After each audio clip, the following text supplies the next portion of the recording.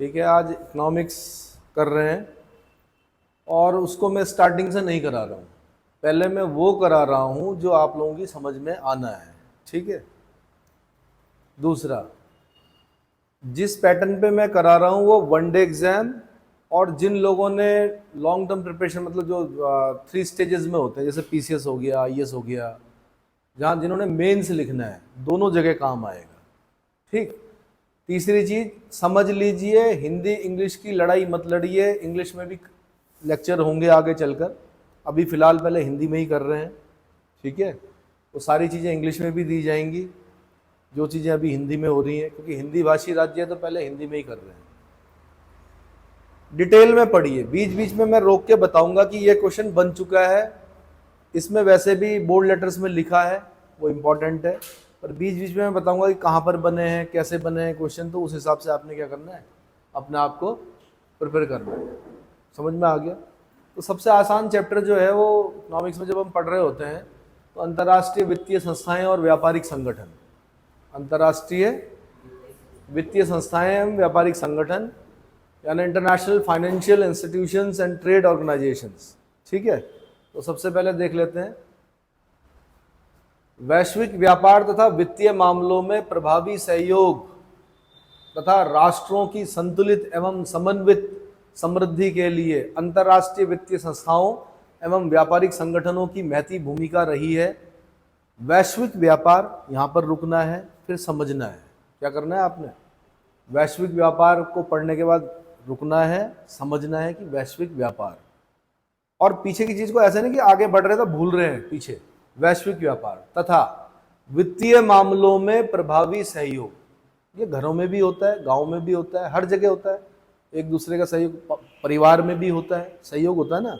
वित्तीय मामलों में प्रभावी सहयोग तथा राष्ट्रों की संतुलित एवं समन्वित समृद्धि के लिए अंतर्राष्ट्रीय वित्तीय संस्थाओं एवं व्यापारिक संगठनों की महती भूमिका रही है। जैसे आपके घरों में आपने मकान बनाना है तो बैंक की भूमिका होती है, लोन लेते हैं आप कार लेते हैं, लोन लेते हैं, स्कूटी लेते हैं, लोन लेते हैं, यही करते हैं। ये पहले पैसे जमा करते हैं तब मकान बनाते हैं। अगर आपको वस्तुओं को भोगना है तो सही उम्र पर क्या करना है, आपने लोन लेकर बना देना है और फिर काम कर कर उसको चुकाना है। ऐसा नहीं करना है आपने कि 70 साल तक आप जमा करते रहे और तब आप कार ले रहे हैं। सीख लो, चला लोगे? नहीं चला पाओगे। या 70 साल के हो गए, 60 साल के हो गए, तब आप मकान बना रहे हो, ये नहीं करना है। आपने जल्दी से जल्दी तैयारी करनी है, अपनी जॉब प्राप्त करनी है, और जवानी में ही, युवावस्था में ही क्या कर देना है, हैवी लोन लेकर, हैवी इन्वेस्टमेंट करके अपना क्या करना है, घर बनाना है, उसमें रहना, उसको भोगना है। समझ में आ गया? अल्प विकसित देशों में योजनाओं के क्रियान्वयन तथा भुगतान संतुलन, बैलेंस ऑफ पेमेंट बोलते हैं भुगतान संतुलन को। क्या बोलते हैं?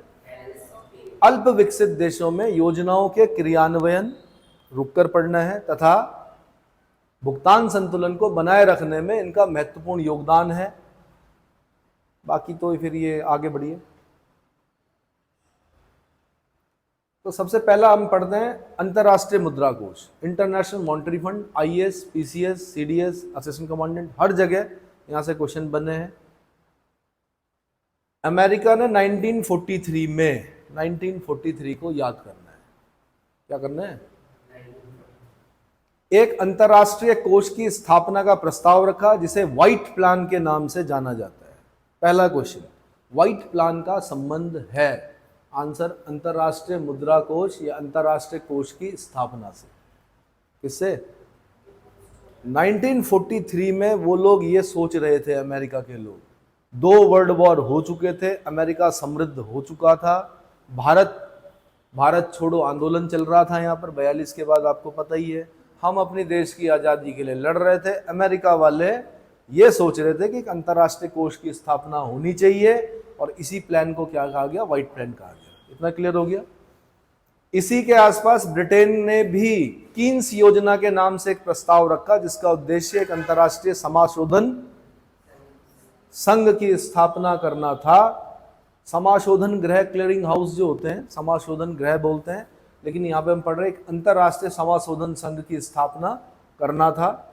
इन दोनों प्रस्तावों पर जुलाई 1944 में फिर 1944 44 देश, आसान है याद करना, 44 देश 1944 जुलाई का महीना के प्रतिनिधियों ने ब्रिटन वुड यूएसए अधिवेशन में विचार विमर्श किया।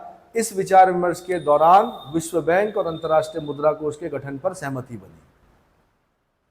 आईएएस में क्वेश्चन बना कि ब्रिटन वुड सम्मेलन का संबंध था, 4 ऑप्शन देता है यूपीएससी, 2 ये हैं आंसर, वर्ल्ड बैंक और नंबर 2 इंटरनेशनल मॉनेटरी फंड। यानी दोनों की ही स्थापना ब्रिटन वुड अधिवेशन की देन है। यानी ब्रिटन वुड अधिवेशन हुआ जुलाई 1944 में हुआ, 44 देशों ने भाग लिया, विचार विमर्श किया, विचार विमर्श के बाद ब्रिटन वुड सम्मेलन के विचार विमर्श के बाद वर्ल्ड बैंक और इंटरनेशनल मॉनेटरी फंड की क्या हो गया, गठन हो गया, मतलब सहमति बन गई। आगे अंतर्राष्ट्रीय मुद्रा कोष यानी इंटरनेशनल मॉनेटरी फंड का प्रादुर्भाव यूएसए के न्यू हैम्पशायर के ब्रिटन वुड समझौते 1944 के तहत हुआ। न्यू हैम्पशायर को भी याद रखिए, हो सकता है कभी पूछ ले, उत्तराखंड पीसीएस 2012 में पूछ चुका है।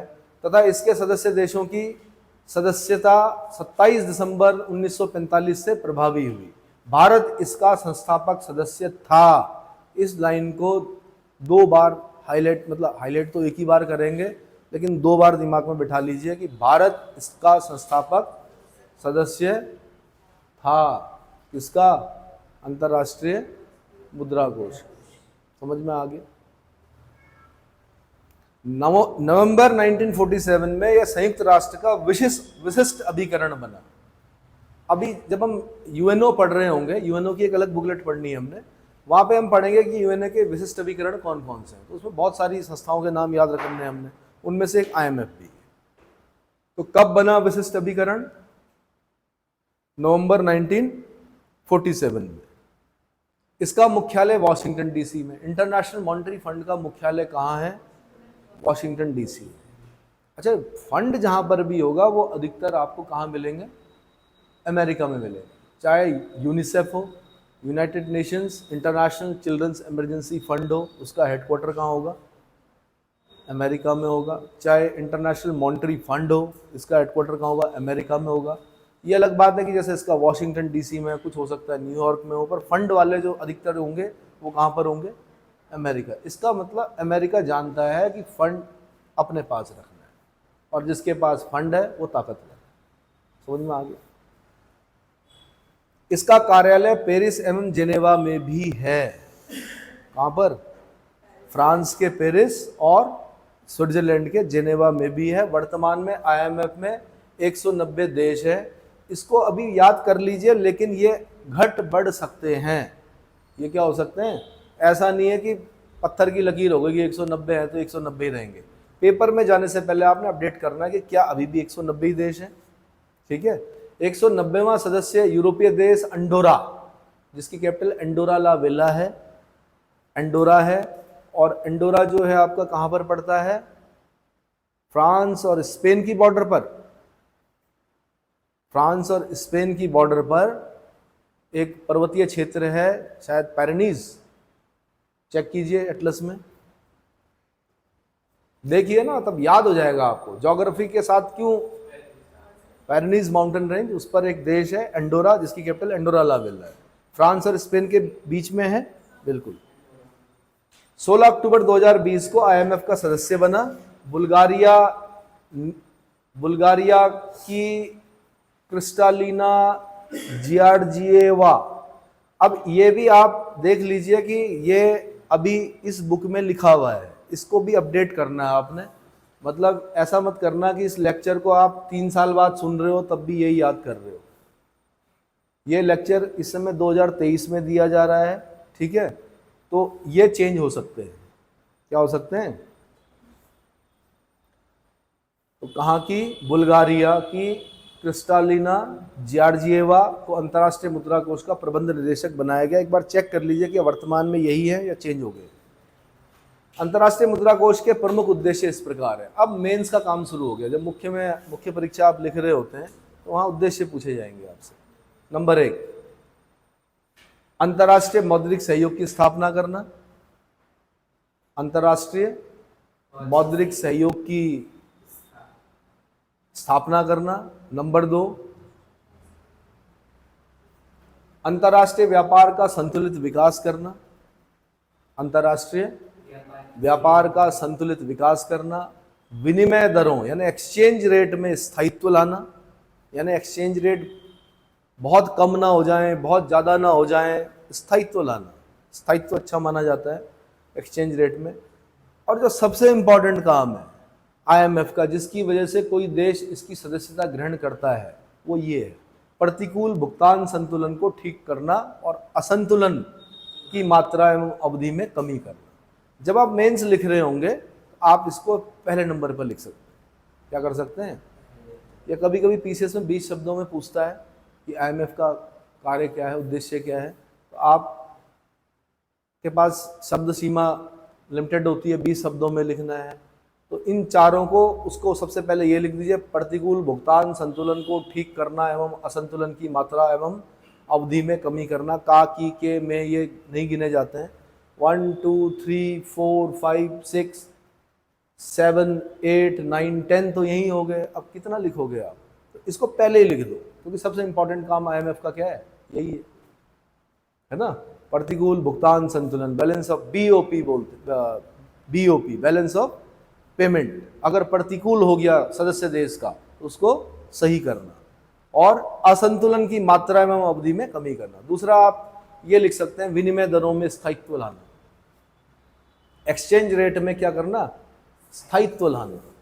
फिर उसके बाद अगर कितना हुआ, 10 11 12 13 14 शब्द ये हो गए। फिर 15 16 17 18। फिर तीसरा ये लिख दीजिए, अंतर्राष्ट्रीय व्यापार का संतुलित विकास करना, है ना। फिर पहला वाला दिखाइए, उल्टा लिख सकते हैं आप, अंतर्राष्ट्रीय मौद्रिक सहयोग की स्थापना। बस सिर्फ 4 पॉइंट लिखिए। 20 शब्द में पूछा ना उसने, 20 शब्द के क्वेश्चन में 2 नंबर का होता है पीसीएस, उत्तराखंड पीसीएस में। उसको आप 50 शब्दों में लिखोगे तो ऐसा तो होगा नहीं कि 2 की जगह 4 मिल जाएंगे, बल्कि 2 नंबर की जगह कट के लिखा जाएगा वहां पे कि शब्द सीमा क्रॉस कर दी इन्होंने, इसलिए पहले 2 नंबर डालेंगे, फिर उसको काट के फिर आधा कर देंगे। क्या फायदा? 2 तरह के नुकसान होंगे। एक तो 2 नंबर की जगह 2 नंबर नहीं मिलेंगे। दूसरा क्या होगा, टाइम वेस्ट। मतलब 50 शब्द लिखे आपने, उतने में 2.5 क्वेश्चन कर सकते थे आप। क्या कर सकते थे? 2.5 कर सकते थे। अब ये भी नुकसान हुआ और आगे 1.5 क्वेश्चन का भी नुकसान कर दिया आपने। तो वर्ड टू वर्ड बस सिर्फ 4 चीजें, ये लिखने की भी जरूरत नहीं। अंतर्राष्ट्रीय मुद्रा कोष के प्रमुख उद्देश्य इस प्रकार है। क्वेश्चन में जगह दी हुई होती है, लिखा कि अंतर्राष्ट्रीय मुद्रा कोष के उद्देश्य क्या है। नंबर 1 जो चौथे नंबर पे मैंने बताया, उल्टा चलो, सबसे इंपॉर्टेंट को पहले लिखो, फिर विनिमय दर को में स्थायित्व लाना, फिर व्यापार को संतुलित विकास करना, फिर कर दो। Winners don't do different things, they do things differently. विजेता जो होते हैं अलग काम नहीं करते, किसी काम को अलग तरह से करते हैं। चलो, अंतर्राष्ट्रीय मुद्रा कोष का नियंत्रण एवं प्रबंधन एक बोर्ड ऑफ गवर्नेंस में निहित होता है। अंडरलाइन करना आपने बोर्ड ऑफ गवर्नेंस को। क्वेश्चन बनेगा, अंतर्राष्ट्रीय मुद्रा कोष का नियंत्रण एवं प्रबंधन कौन करता है? आंसर, एक बोर्ड ऑफ गवर्नेंस करता है, गवर्नर्स करता है। प्रत्येक सदस्य देश एक गवर्नर को मनोनीत करता है, जिन्हें मिलाकर बोर्ड ऑफ गवर्नर्स का गठन होता है। प्रत्येक गवर्नर को कितने मताधिकार प्राप्त होंगे, यह उसके देश को प्राप्त कोटा के आधार पर निर्भर करता है। भले ही हर एक देश से एक गवर्नर नियुक्त होगा, लेकिन उसके वोट का मूल्य कितना, उसके मताधिकार का क्या बोल सकते हैं, मूल्य कितना होगा, वो किस पे डिपेंड करेगा? जो उसको कोटा प्राप्त होगा। अब कोटा कैसे प्राप्त होगा? जिस देश ने जितने एसडीआर जमा कर रखे होंगे, स्पेशल ड्राइंग राइट्स बोलते हैं, हिंदी में बोलते हैं विशेष आहरण अधिकार, है ना, गोल्ड पेपर, ठीक है, उस हिसाब से उसका क्या होगा, कोटा होगा। ठीक है, जैसे राष्ट्रपति में नहीं पढ़ते हम कि राष्ट्रपति के निर्वाचन के लिए एक इलेक्टोरल कॉलेज होगा, ठीक है। अब उसमें क्या होता है कि लोकसभा राज्यसभा के चुने हुए सदस्य तो भाग लेते ही हैं, साथ में राज्यों की विधानसभाओं के चुने हुए सदस्य भी भाग लेते हैं। लेकिन आपने देखा होगा कि जो बड़ा राज्य होता है, जैसे उत्तर प्रदेश है, तो उसके जो विधायक का मत मूल्य होगा वो ज़्यादा होगा, और जो छोटे राज्य होंगे उनके विधायक का मत मूल्य क्या होगा, कम होगा। वैसे ही यहाँ पर भी समझ लीजिए, जैसे अमेरिका है तो अमेरिका के सबसे ज़्यादा, अब देखेंगे हम इसमें लिस्ट में कि सबसे ज़्यादा एसडीआर किसके हैं जमा, तो तब हम देखेंगे कि उसका कोटा जो होगा वो सबसे ज़्यादा होगा। ठीक है,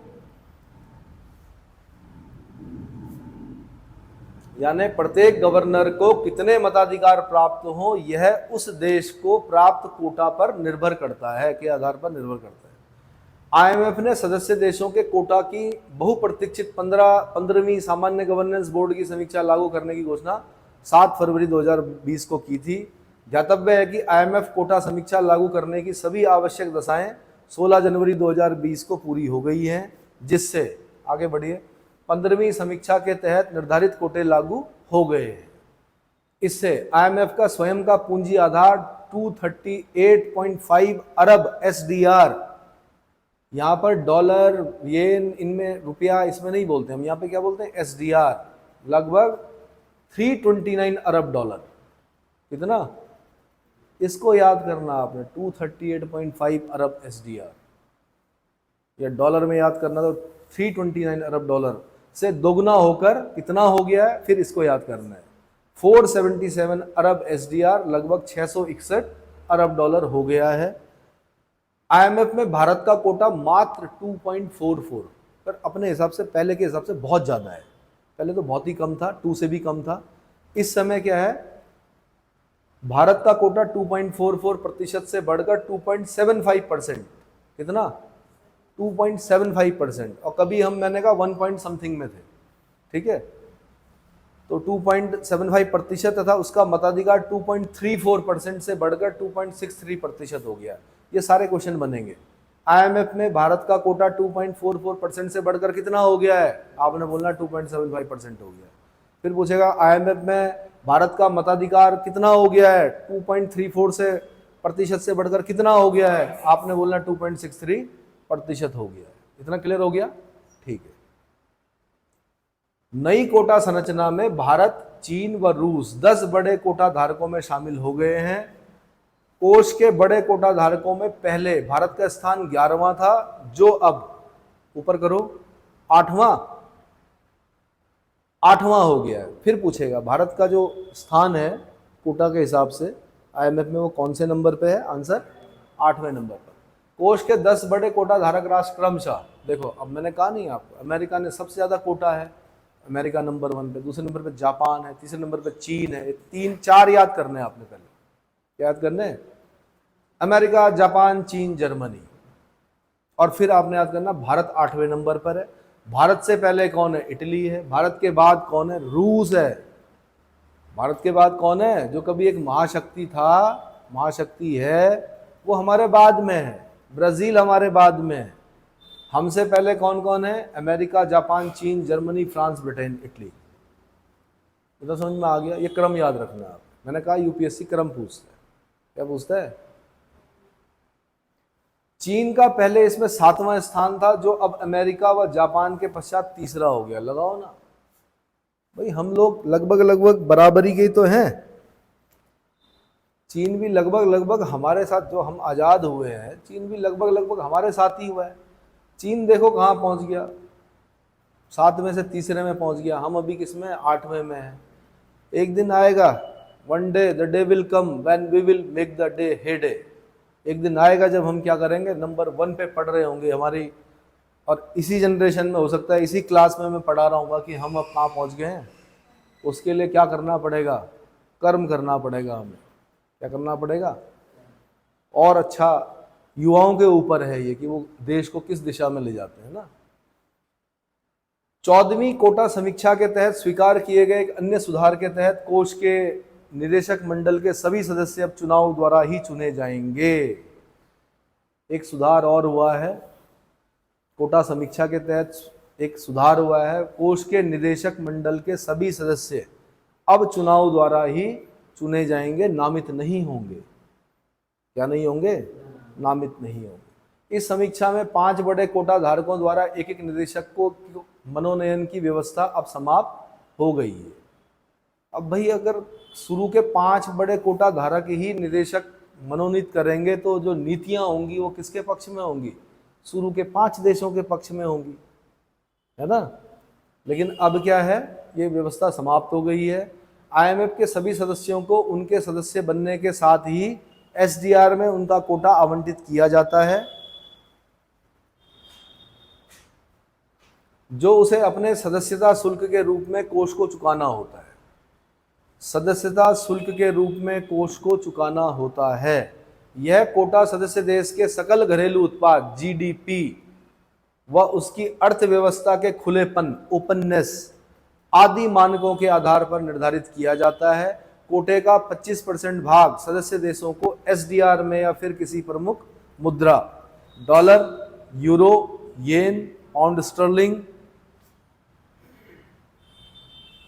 आदि में चुकाना होता है, जबकि शेष 75% भाग उसकी अपनी मुद्रा में चुकाया जा सकता है। अब फिर ध्यान देना, आपने 25% से क्वेश्चन बनेगा क्या? एसडीआर के रूप में कितना? 25%, या डॉलर, येन, पाउंड स्टर्लिंग और क्या था, यूरो के रूप में जमा कर सकते हैं।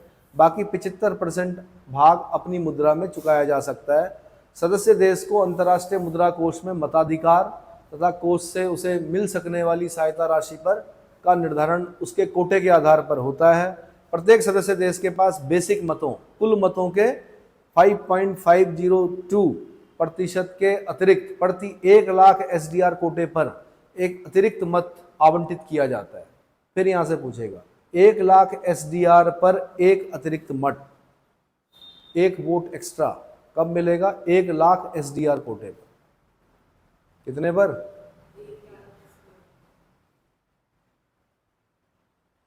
तो इसका मतलब जितने आप एसडीआर जमा करोगे उतना आपका क्या होगा? कोटा मिलेगा। और जब आपको अतिरिक्त मत मिलेगा तो अमेरिका का सबसे ज़्यादा है, तो इसका मतलब अमेरिका का मत सबसे ज़्यादा होता है। इतना क्लियर हो गया? एसडीआर की फुल फॉर्म पूछता है, स्पेशल ड्राइंग राइट्स, विशेष आहरण अधिकार बोलते हैं हिंदी में। क्या बोलते हैं? पेपर गोल्ड भी बोलते हैं। अंतर्राष्ट्रीय मुद्रा कोष के हिसाब किताब की इकाई है। तो अंतर्राष्ट्रीय मुद्रा कोष के हिसाब किताब की इकाई क्या है? Answer SDR. क्या है? Special drawing rights. कागजी सोने, पेपर गोल्ड के नाम से प्रसिद्ध एसडीआर में ही आईएमएफ के सभी लेन देन निरूपित होते हैं। फिर क्वेश्चन बनेगा, आईएमएफ के सभी लेन देन किस में होते हैं? आंसर एसडीआर में होते हैं। यूपीएससी का क्वेश्चन रहा है, पेपर गोल्ड किसे कहा जाता है? आंसर एसडीआर को कहा जाता है। किसको कहा जाता है? अंतर्राष्ट्रीय मुद्रा कोष के संसाधनों में सर्वाधिक महत्व सदस्य देशों को आवंटित कोटे का है। 1971 तक मुद्रा कोष के समस्त कोटे तथा इससे निकाली जाने वाली सहायता राशियों को डॉलर के रूप में व्यक्त किया जाता था। उसके बाद से अंतर्राष्ट्रीय मुद्रा कोष के समस्त लेन देन विशेष आहरण अधिकार यानी स्पेशल ड्राइंग राइट्स के रूप में व्यक्त किए जाने लगे। कब से? एसडीआर कब से आया? 1971 से आया। फिर यहां से क्वेश्चन बनेगा, आईएमएफ में एसडीआर कब से आया? 1971 से आया। 1971 से पहले क्या होता था? आंसर डॉलर में होती थी लेन देन। किसमें? डॉलर में होती थी लेन देन। आगे ये देखिए, अब पूरी दिखाइए लिस्ट, छोटा करके चलो, थोड़ा बड़ा करो और बड़ा करो बस। अमेरिका देखो ना, अमेरिका का जो कोटा है परसेंट में 17.43 और वोट परसेंट कितना? 16.50। और भारत का देख लो 2.75 और 2.63। इसको हाईलाइट करना है, ये यूपीएससी का क्वेश्चन हो सकता है या किसी भी वनडे एग्जाम का हो सकता है। अमेरिका नंबर 1 पे, नंबर 2 पे जापान है 6.47। देखो ना, दूसरे नंबर पे जापान है 6×18, लगभग 1/3 है जापान कोटा में, और वोट में भी लगभग 6×18, लगभग 1/3। और भारत कहाँ है? हमसे 8 गुना ज्यादा है वो। कौन? लगभग 7 गुना 8 गुना ज्यादा, 7 गुना ज्यादा लगभग। कौन? अमेरिका। समझ में आ रहा है? अब आगे बढ़िए। विशेष आहरण अधिकार, दिसंबर 1971 में एसडीआर अंतर्राष्ट्रीय मुद्रा कोष की नई मुद्रा पत्र मुद्रा बना दी गई और कोष के सभी लेन देन इसी नई मुद्रा में ही व्यक्त किए जाने लगे। वास्तव में एसडीआर का जन्म या जनन आईएमएफ द्वारा अंतर्राष्ट्रीय वित्तीय परिसंपत्तियों के रूप में अंतर्राष्ट्रीय तरलता की समस्या के समाधान के लिए किया गया। क्यों किया गया? एसडीआर क्यों लाया गया? एसडीआर का जो जन्म हुआ है या जनन हुआ है वो आईएमएफ द्वारा अंतर्राष्ट्रीय वित्तीय परिसंपत्तियों, परिसंपत्ति बोलते हैं एसेट्स, फाइनेंशियल एसेट्स के रूप में अंतर्राष्ट्रीय तरलता, तरलता बोलते हैं लिक्विडिटी, इंटरनेशनल लिक्विडिटी की समस्या के समाधान के लिए किया गया। लिक्विडिटी समझते हो, है ना? कई बार कोई व्यक्ति होता है, उसके पास बहुत प्रॉपर्टी होती है, लेकिन लिक्विड में पैसा, लिक्विड में मतलब पैसा नहीं होता है, तो बोलता है भाई मेरे पास प्रॉपर्टी तो बहुत है, करोड़ों रुपए की प्रॉपर्टी, बट लिक्विड में है ही नहीं। समझ में आ रहा है? लिक्विडिटी, तरलता, यह अंतर्राष्ट्रीय मौद्रिक क्षेत्र में स्वर्ण मुद्रा की भूमिका का निर्वहन करती है।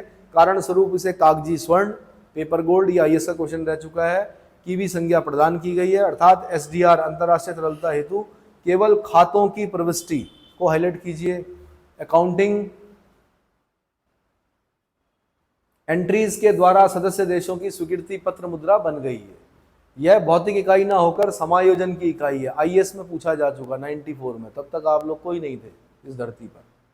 2002 में पूछा जा चुका, कुछ लोगों का जन्म हुआ होगा 2002 में, तब आईएएस में ऐसा क्वेश्चन पूछा जा चुका है कि एसडीआर भौतिक इकाई ना होकर समायोजन की इकाई है।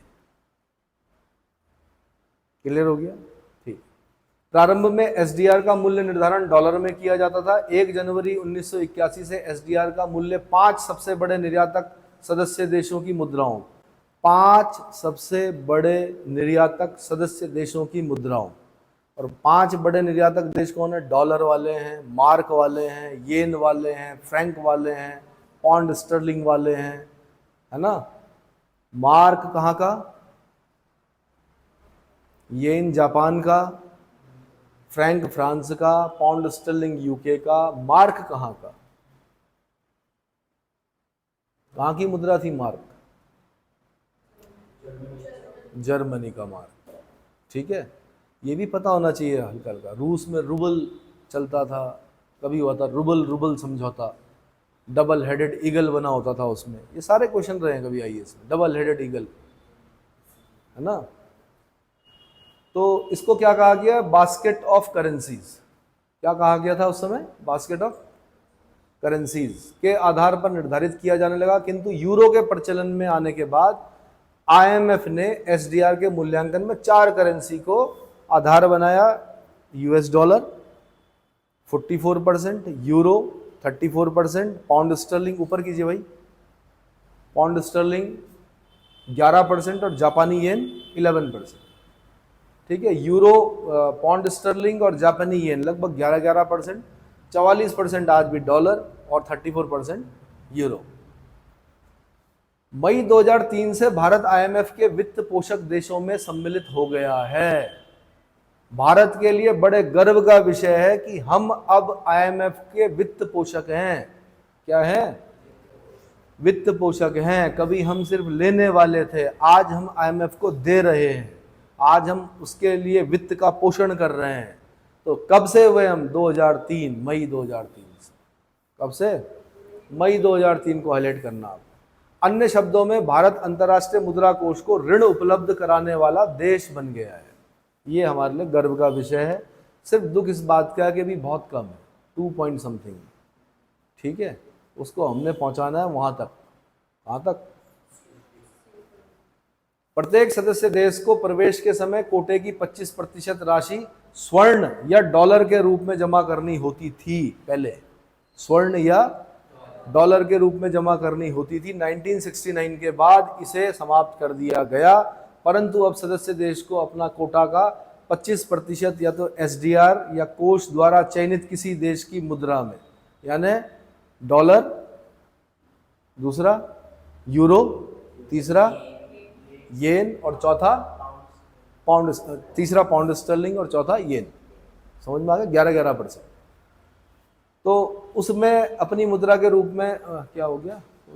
किसी देश की मुद्रा में देना होता है तथा कोटे का शेष भाग वह अपनी मुद्रा के रूप में जमा कर सकता है, और कोटा के आधार पर संयुक्त राज्य अमेरिका का स्थान प्रथम है। समझ में आया? क्वेश्चन कौन कौन से बने मैंने आपको बता दिया। इसको पूरा डिटेल में, मतलब पूरा डिटेल अध्ययन कीजिए और इसको लिखने की भी कोशिश कीजिए। हो सकता है एसडीआर पे आपको शॉर्ट नोट्स के लिए पहले पूछा जा चुका है पीसीएस में, तो आपने पहला काम यही करना है कि इसकी फुल फॉर्म जो होती है वो स्पेशल ड्राइंग राइट्स, विशेष आहरण अधिकार, है ना। इसको पेपर गोल्ड, पत्र मुद्रा भी कहते हैं, है ना। और जो जितनी भी वित्तीय लेन देन होती है आईएमएफ में, वो किस में होती है? एसडीआर में होती है, ठीक है। और लंबा पूछ लिया तो उसको और खींचो। मतलब आपको किसी भी क्वेश्चन को एसडीआर पर 20 शब्द में भी लिख पाओ, 50 में भी लिख पाओ, 125 में भी लिख पाओ और 250 शब्दों में भी लिख पाओ। उत्तराखंड में कई बार होता है ऐसा कि हम उसको 50 शब्दों में तैयार करके जाते हैं, 250 में पूछ लेता है वो। आफत आ जाती है कि क्या लिखें। इसलिए किसी भी इंपॉर्टेंट पॉइंट को या आईएमएफ के उद्देश्य जो है वो मुश्किल से मुझे लगता है 20 शब्दों में ही पूछेगा, लेकिन आईएमएफ के बारे में अगर पूछ लिया आपको पूरा लिखना और बोलना आना चाहिए। क्या? लिखना और बोलना। फिर इसके बाद हम करेंगे वर्ड बैंक, रुक के करेंगे। कितने मिनट का हुआ?